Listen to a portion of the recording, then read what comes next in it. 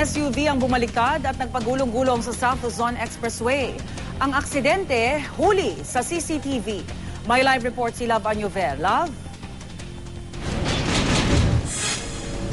Rhea, isa sa mga dapat tandaan ng ating mga motorista, kailangan nilang i-check ang bawat parte ng kanilang sasakyan bago bumiyahe, lalo na kung mahaba ang biyahe para makaiwas nga sa disgrasya.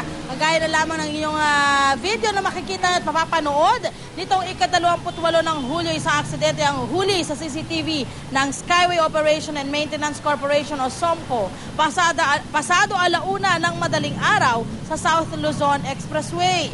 Sa bandang kanan ng video, makikita ang isang SUV na biglang sumulpot at nagpagulong-gulong. Dahil sa insidente, nagtamo ng mga gasgas ang nasabing SUV at maging ang mga sakay nito. Wala namang malubhang na sugatan sa mga sakay. Ayon sa pamunuan ng Skyway Operation and Maintenance Corporation, maaaring nawalan lamang ng kontrol sa manibela ang driver ng nasabing SUV, kaya ito nagpagulong-gulong.